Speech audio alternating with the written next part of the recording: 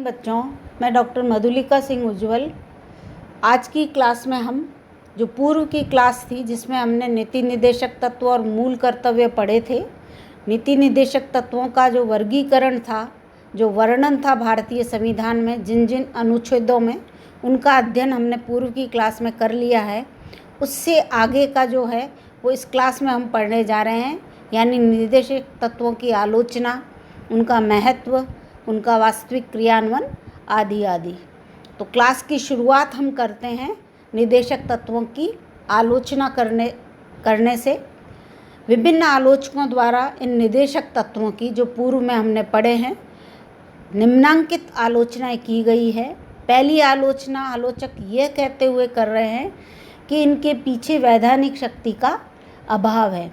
ऐसे में यह निरर्थक हो जाते हैं, क्योंकि वैधानिक शक्ति के बिना इनका पालन कोई स्वेच्छा से करेगा, इस पर आलोचक एक बड़ा प्रश्न चिन्ह लगाते हैं। दूसरी आलोचना इनकी यह कहकर की गई है कि ये केवल नैतिक आदेश और शुभ इच्छाएं मात्र हैं। कारण यही कि जब तक संविधान में इनके क्रियान्वयन हेतु कोई ठोस उपाय नहीं होता, कोई भी राज्य या शासन इनको क्यों लागू करेगा, इसका जवाब नहीं दिया गया है। और यही वजह है कि इनको केवल नैतिक आदेश और शुभ इच्छाएं माना है आलोचकों ने, और कहा है कि ये मात्र उद्देश्यों और आकांक्षाओं का एक घोषणा पत्र मात्र है, जिसमें नैतिकता और आदर्शों की बड़ी बड़ी बातें की गई है कि नीतियाँ बनाने में इनका पालन किया जाए, परंतु नीतियाँ बनाने में इनका पालन न हो तो इसके लिए क्या होगा, उस पर इसका कोई जवाब नहीं है। तीसरी आलोचना आलोचकों ने यह कहकर की है कि एक संप्रभुता संपन्न राज्य में ये जो निर्देशक तत्व है, ये पूरी तरह से आप कह सकते हो अनुचित प्रतीत होते हैं, अप्राकृतिक प्रतीत होते हैं। क्योंकि बच्चों, एक उच्च सत्ता अधीनस्थ सत्ता को तो आदेश दे सकती है, लेकिन एक संप्रभुता संपन्न राज्य को वो कैसे आदेश देंगी, यह न तो स्वाभाविक लगता है और न ही उचित। अगली आलोचना करते हुए आलोचक ये कह रहे हैं कि हो सकता है इन निर्देशक तत्वों के कारण संवैधानिक गतिरोध भी उत्पन्न हो जाए। यानी यदि शासन के निर्देशक तत्वों के विरुद्ध केंद्र में राष्ट्रपति और राज्यों में राज्यपाल निषेधाधिकार का प्रयोग कर ले कि इससे निर्देशक तत्वों का पालन नहीं हुआ है, या दूसरे शब्दों में कहूँ कि निर्देशक तत्वों के विरुद्ध व्यवस्थापिका से कोई विधेयक स्वीकृत करवा लेता है और राष्ट्रपति या राज्यपाल इस आधार पर विधेयक पर निषेधाधिकार का प्रयोग कर ले कि वह शासन के मूलभूत सिद्धांत नीति निर्देशक तत्वों के विरुद्ध है, तो ऐसे में बच्चों क्या होगा, अवश्य ही व्यवस्था में एक संवैधानिक गतिरोध उत्पन्न हो जाएगा, या आप कह सकते हो राष्ट्रपति और राज्यपाल को निर्देशक तत्वों के रूप में उस विधेयक को रोकने का एक बहाना मात्र मिल जाएगा। एक बहाना भी होगा उनके लिए उस विधेयक को रोकने का, और ऐसा करने पर आप देख सकते हैं कि व्यवस्था में संवैधानिक गतिरोध उत्पन्न हो जाएगा, जो किसी भी शासन व्यवस्था के लिए अच्छा नहीं कहा जा सकता, उचित नहीं बताया जा सकता है। तो उपरोक्त आलोचनाएं निर्देशक तत्वों की आलोचकों ने की है। अब बात करते हैं कि उपरोक्त आलोचनाओं करने का मतलब यह नहीं है कि निर्देशक तत्वों का कोई रोल नहीं है शासन में, या कोई महत्व नहीं है, या ये उपयोगी नहीं है शासन के लिए, वरन नैतिक आदेश मात्र बनकर रह गए हैं। ऐसा नहीं है बच्चों। इनके महत्व में हम पढ़ेंगे कि ये कितने उपयोगी और लाभकारी है शासन के लिए, शासन में नीतियों के निर्माण के लिए। तो इनके महत्व को हम निम्नांकित बिंदुओं में पढ़ने जा रहे हैं बच्चों। कि पहला तो इसका महत्व है कि इनके पीछे जो जनमत की शक्ति है, निर्देशक तत्वों के पीछे जनमत की शक्ति, अर्थात हमने पूर्व में आलोचना में यह कहा कि इनका पालन कोई क्यों करेगा, जबकि इनके पीछे वैधानिक शक्ति का अभाव है। किसी प्रकार की कोई सज़ा का कोई प्रावधान नहीं है। परंतु बच्चों, जनमत की जो शक्ति है, जो कि सत्ता का अंतिम स्रोत होती है, या जनमत में ही जनतंत्र निवास करता है, तो ऐसे में आप कह सकते हो कि जनमत ही सबसे बड़ा न्यायालय है और वह वैधानिक शक्ति के रूप में ही इन तत्वों के पालन में काम कर रहा होता है या करता है। ऐसे में कोई भी शासक या कोई भी शासन सत्ता इनके उल्लंघन का या इनके विरोध का बिल्कुल भी सोच नहीं सकती है। अर्थात जनमत की शक्ति इनके पालन करने का या इनके क्रियान्वयन का एक अहम कारण बनती है। दूसरा महत्व जो का बिंदु है, हम वो इस रूप में कह सकते हैं कि माना कि ये नैतिक आदेश, शुभ इच्छाएं या आकांक्षाओं का घोषणा पत्र मात्र है, परंतु हम उदाहरण देकर बच्चों ये सिद्ध कर सकते हैं कि कई चीज़ें हैं जो नैतिक आदेश या घोषणाएं मात्र हैं, परंतु उनका प्रभाव कानून के समान ही पड़ा है। जैसे ब्रिटेन में मैग्ना कार्टा, फ्रांस में मानवीय और नागरिक अधिकारों की घोषणा और अमेरिकी संविधान की प्रस्तावना के पीछे कोई वैधानिक शक्ति नहीं है बच्चों। फिर भी इन सब का इन देशों के इतिहास पर अधिकाधिक प्रभाव हम देख सकते हैं, या कह सकते हैं कि इनका फिर भी इन देशों के इतिहास पर प्रभाव पड़ा है। तो ऐसे में नीति निर्देशक तत्व भारतीय शासन की नीतियों को कैसे निर्देशित और प्रभावित नहीं करेंगे, यह कहना ही गलत होगा। इसको एलन ग्लैडहिल के शब्दों में हम इस प्रकार भी कह सकते हैं, जबकि वे कहते हैं, एलन ग्लैडहिल, कि अनगिनत व्यक्तियों के जीवन नैतिक आदर्शों के फलस्वरूप ही सुधरे हैं और ऐसे उदाहरण भी मिलने कठिन नहीं हैं। इतिहास में ऐसे उदाहरण भी मिलने कठिन नहीं हैं, जबकि उच्च नैतिक आदर्शों का राष्ट्रों के इतिहास पर प्रभाव पड़ा है। तो इस प्रकार से नैतिक आदेश मात्र होने के बाद भी, यानी वैधानिक शक्ति के अभाव के बाद भी, यह शासन की नीतियों में पूरी तरह से अपना एक आधार देते हैं। अगले जो महत्व है वो हम इस प्रकार से बता सकते हैं बच्चों कि ये निर्देशक तत्व शासन के मूल्यांकन का आधार भी बनते हैं। यानी जब जब निर्वाचन होता है, चुनाव होता है, तो शासक दल को अपने मतदाताओं को इन निर्देशक तत्वों के क्रियान्वयन के रूप में ही अपनी सफलताएं गिनानी होती है। यानी कितना भली भांति उन्होंने इन निर्देशक तत्वों का क्रियान्वयन करते हुए शासन में सफलताएं प्राप्त की हैं, यह उनको जनता को बताना होता है। ऐसे में प्रत्येक राजनीतिक दल और शासन सत्ता इनकी क्रियान्वयन के लिए तत्पर रहती है और पूर्ण उत्साह भी दिखाती है। अगली जो महत्व हम कह सकते हैं कि सामाजिक और आर्थिक क्रांति के साधन भी बने हैं निर्देशक तत्व। कैसे बच्चों कि 1947 में हमने राजनीतिक स्वतंत्रता तो प्राप्त कर ली थी, परंतु जो आर्थिक और सामाजिक विकास था, या आर्थिक, सामाजिक और अन्य क्षेत्रों में जो विकास वांछित था, वह इन निर्देशक तत्वों के परिणाम स्वरूप या फलस्वरूप ही हम कर पाए हैं। ऐसे में हम कह सकते हैं कि देश के विकास में निर्देशक तत्व बहुत ही महत्वपूर्ण रहे हैं और बहुत ही उपयोगी, लाभकारी रहे हैं। अगला महत्व हम कह सकते हैं कि निर्देशक तत्वों के कारण कई बार संविधान की व्याख्या करने में भी सहायता मिल सकती है। कैसे बच्चों कि न्यायपालिका को भी शासन का एक महत्वपूर्ण अंग माना जाता है और उससे उम्मीद की जाती है कि जब जब संविधान की व्याख्या का प्रश्न उपस्थित हो तो ये निर्देशक तत्वों को उचित महत्व देंगे। जैसा कि MC सीतलवाड़ ने कहा भी, न्यायाधीश MC सीतलवाड़ ने कहा भी कि राज्य नीति के इन मूलभूत सिद्धांतों को वैधानिक प्रभाव प्राप्त न होते हुए भी उनके द्वारा न्यायालयों के लिए उपयोगी प्रकाश स्तंभ का कार्य किया जाता है। अगला महत्व हम इस प्रकार से बता सकते हैं निदेशक तत्वों का बच्चों, कि जो पूर्व में कहा कि इनकी वजह से इसकी आलोचना करते हुए कहा गया कि इनकी वजह से संवैधानिक गतिरोध भी उत्पन्न कर सकता है। तो बच्चों ऐसी बात है कि हमारे यहाँ जो शासन व्यवस्था है वह संसदात्मक शासन व्यवस्था है।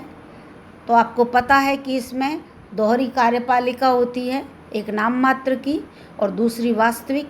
ऐसे में जो नाम मात्र की कार्यपालिका है वो मंत्री परिषद द्वारा पारित किसी भी विधि या विधेयक को अस्वीकृत करने का साहस भी करेगी, ऐसा नहीं लगता है। और व्यवहार में भी देखा है कि ऐसा कोई भी संवैधानिक संकट कभी भी उत्पन्न नहीं हुआ है। तो इस प्रकार बच्चों हम कह सकते हैं कि ये निदेशक तत्व बिना वैधानिक शक्ति के अभाव में भी काफ़ी अहम, काफ़ी महत्वपूर्ण है शासन के लिए। इनमें गांधीवादी आदर्शों को स्थान दिया गया है और इस प्रकार से किसी भी शासन व्यवस्था में, हमारी किसी भी शासन व्यवस्था में ये निदेशक तत्वों को ध्यान में रखते हुए ही नीतियों का निर्माण किया जाता रहा है। अब बात करते हैं बच्चों की वास्तविक रूप में केवल हम इनका महत्व ही पढ़ रहे हैं या वास्तव में शासन में इनको अहम माना भी है और इनके आधार पर ही नीतियों का निर्माण भी हुआ है। तो बच्चों यहाँ पर हम कुछ उदाहरण के रूप देखेंगे या सरकार द्वारा इन निदेशक तत्वों के क्रियान्वयन हेतु जो महत्वपूर्ण कदम उठाए थे उनको देखेंगे बच्चों। तो पहला जो कदम था वह था जमींदारी और जागीरदारी प्रथा का अंत और भूमि सुधार कानून। यानी बच्चों 1951 से लेकर 1951 से लेके आज तक जितने भी भूमि सुधार कानून बने हैं वे प्रथम संशोधन के द्वारा भारतीय संविधान में जो 9वीं अनुसूची जोड़ी गई थी उनमें उनको संवैधानिक स्थिति प्रदान की गई है। तो कह सकते हो कि निदेशक तत्वों का क्रियान्वयन की तरफ एक यह महत्वपूर्ण कदम था। 9वीं अनुसूची को जोड़कर पहले संशोधन के द्वारा जितने भी भूमि सुधार कानून बने थे उनको संवैधानिक स्थिति प्रदान की गई है और इस प्रकार जो भूमि जोतने वाले हैं उनके हितों की, उनके अधिकारों की रक्षा की व्यवस्था की गई है। दूसरा जो हम इनका क्रियान्वयन देखते हैं, इनके क्रियान्वयन हेतु जो महत्वपूर्ण कदम शासन उठाए हैं शासन ने, वह है पंचवर्षीय योजनाओं के रूप में। तो बच्चों 1951 से लेके अब तक 13 पंचवर्षीय योजनाएं भारत में लागू की गई हैं। पंचवर्षीय से ही आपको पता चल रहा होगा कि 5 वर्ष के लिए देश में कृषि, जल संसाधन, पशुओं की नस्ल में सुधार, ग्रामीण विकास, ऊर्जा, उद्योग, वाणिज्य, परिवहन, संचार, श्रम, आवास, स्वास्थ्य, पर्यावरण, वैज्ञानिक अनुसंधान, शिक्षा आदि सभी क्षेत्रों में विविध योजनाएं इन पंचवर्षीय योजनाओं के तहत बनाकर निदेशक तत्वों को क्रियान्वित करने में अमली जामा पहनाने की कोशिशें की जा रही है। वर्तमान की जो पंचवर्षीय योजना है वो बच्चा 13वीं पंचवर्षीय योजना है जिसका टाइम है 2017 से लेकर 2022। तो इस प्रकार पंचवर्षीय योजनाओं के द्वारा भी निदेशक तत्वों को वास्तविक रूप में या व्यवहारिक रूप में क्रियान्वित करने का काम हमारे देश में किया जाता रहा है।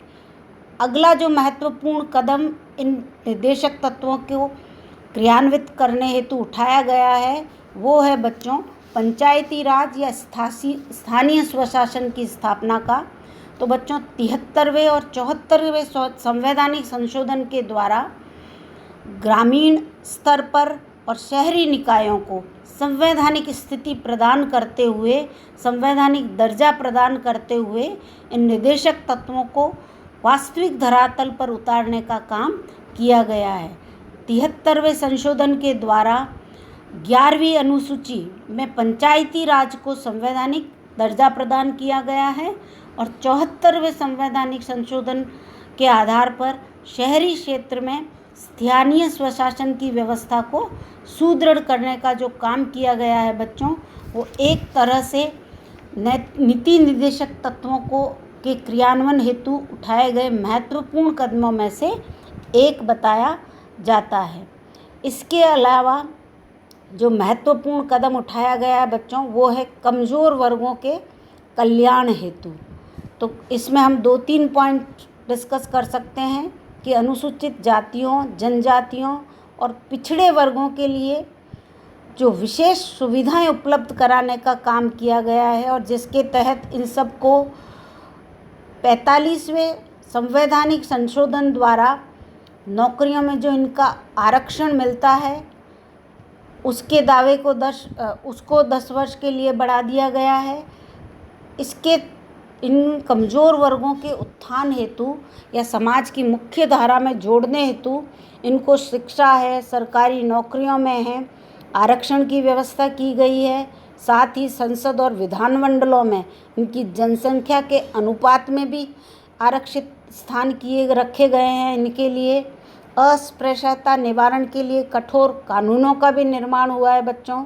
साथ ही अनुसूचित जनजाति, अनुसूचित जाति और पिछड़े वर्ग के बालक बालिकाओं के लिए सरकार द्वारा छात्रवृत्तियाँ, निःशुल्क शिक्षा, इनके लिए पोषाहार आदि की भी व्यवस्था की गई है। इनके लिए अनुसूचित जनजाति आयोग आदि की भी स्थापना की गई है, यानी आयोगों के द्वारा भी इनके स्तर को ऊंचा उठाने की कोशिश की गई है। साथ ही 73वां और 74वां जो संवैधानिक संशोधन है उसके द्वारा महिलाओं को भी हम एक कमज़ोर वर्ग में ही शामिल कर सकते हैं बच्चों, क्योंकि वो भी मुख्य धारा में बहुत ही पिछड़ी हुई हैं। तो 73वें और 74वें संवैधानिक संशोधन के द्वारा महिलाओं को भी कमज़ोर मानते हुए प्रतिनिधि संस्थाओं में उनको पूर्व में 30% और आगे चलकर 2011 में इनको 50% आरक्षण प्रतिनिधित्व में दिया गया है। इस प्रकार बच्चों कमज़ोर वर्गों को मुख्य धारा में, समाज की मुख्य धारा में लाने हेतु नीति निर्देशक तत्वों के क्रियान्वयन हेतु महत्वपूर्ण कदम उठाया गया है। इसके साथ ही सामाजिक सुरक्षा के रूप में भी एक महत्वपूर्ण कदम नीति निर्देशक तत्वों को क्रियान्वित करने के लिए, व्यवहारिक रूप में लागू करने के लिए उठाया गया बच्चों, जैसे कि वृद्धावस्था पेंशन लागू करना या बीमारी और दुर्घटना के लिए मजदूर बीमा योजना लागू करना, बेरोजगारों के लिए बेरोजगारी बीमा योजना लागू करना, रोजगार की सुविधाओं को बढ़ाना, वरिष्ठ पेंशन बीमा योजना लागू करना या निर्धनता की रेखा से जितने भी नीचे परिवार हैं उनके लिए एक सार्वभौमिक स्वास्थ्य बीमा योजना लागू करना आदि सभी जो ये कदम थे, ये नीति निर्देशक तत्वों की अनुपालना में ही सरकार द्वारा उठाए गए। साथ ही सामाजिक सुरक्षा की दिशा में एक और महत्वपूर्ण कदम था राष्ट्रीय ग्रामीण रोजगार गारंटी अधिनियम, जो 2005 में उठाया गया था बच्चों, और इसके तहत 100 दिन के रोजगार की गारंटी दी गई है।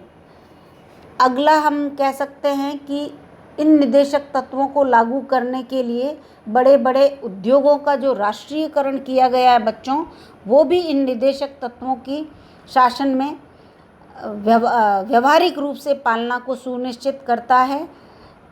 यानी जीवन बीमा का राष्ट्रीयकरण करना, 20 प्रमुख बैंकों का राष्ट्रीयकरण, पर्यटन, परिवहन, कोयला खानों, विद्युत आपूर्ति आदि का राष्ट्रीयकरण भी आप कह सकते हो कि निदेशक तत्वों के क्रियान्वयन को ध्यान में रखते हुए ही किया गया है। इसके अलावा बच्चों न्यायिक व्यवस्था में जो सुधार करते हुए लोक अदालतों और शीघ्रता से न्याय मिले, लोगों को न्याय में देरी न हो, इसके लिए जो ये त्वरित न्यायालयों की व्यवस्था की गई है, यह भी निदेशक तत्वों की पालना को सुनिश्चित करते हैं।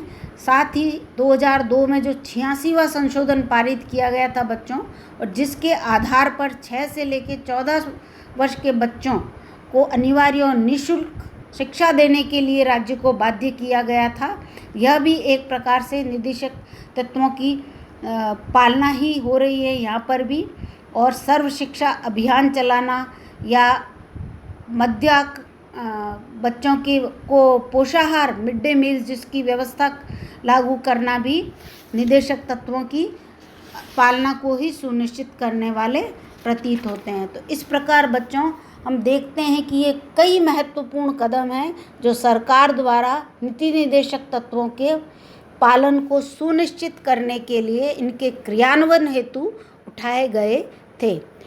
तो बच्चों आज की क्लास में हमने निदेशक तत्वों की आलोचना करते हुए उनके महत्व को जाना, और ये केवल वैधानिक शक्ति के अभाव में ये निदेशक तत्व केवल नैतिक आदेश या शुभ इच्छाएं मात्र नहीं हैं, वरन यह शासन की नीतियों में अहम आधार बनते हैं। जब नीतियों का निर्माण होता है, इसको हमने जो भी महत्वपूर्ण कदम सरकार द्वारा उठाए थे इनके क्रियान्वयन हेतु, उनको भी आज की कक्षा में हमने भली भांति पढ़ा।